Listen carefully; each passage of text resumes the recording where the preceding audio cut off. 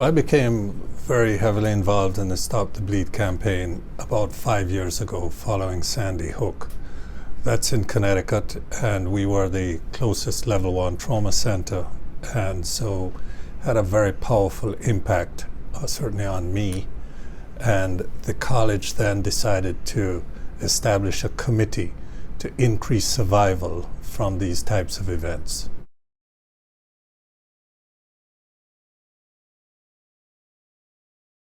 The Stop the Bleed initiative was really championed by the President in the White House and the National Security Council, along with the American College of Surgeons, the military, other governmental and non-governmental agencies.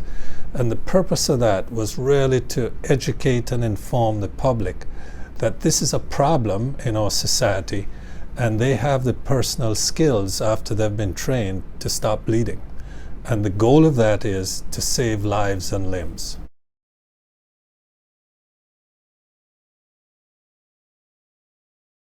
The National Stop the Bleed Day is important. It's designed to inform the public on the fact that you can bleed to death very easily from a major event. It doesn't have to be a shooting or a terrorist event. It can be any major event.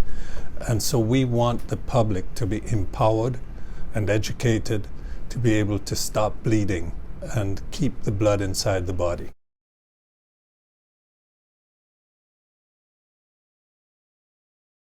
Severe bleeding can be caused from any injury.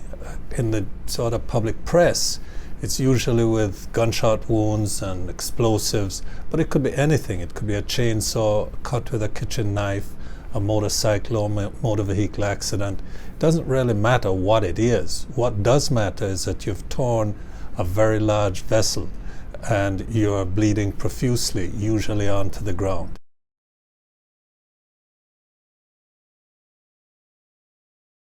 How long it takes for a bleeding injury to become fatal is directly dependent on how big the vessel is that has been torn. And you don't have that much blood in your body. So with a very big vessel, like a leg vessel or an upper arm vessel, in 5 to 10 minutes, you could have lost enough blood that if it's not replaced, you could die.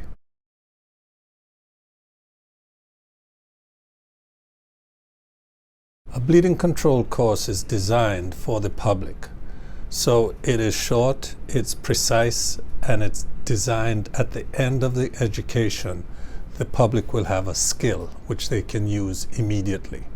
We teach 3 things: how to use your hands to stop bleeding, how to use a hemostatic dressing, which is a gauze impregnated with a substance that can stop bleeding, and then how to use a tourniquet. With those 3 things, most people can slow down or stop severe hemorrhage. And all you need to do is stop it for long enough that, in fact, a first responder or an emergency medical person can take you to a trauma center.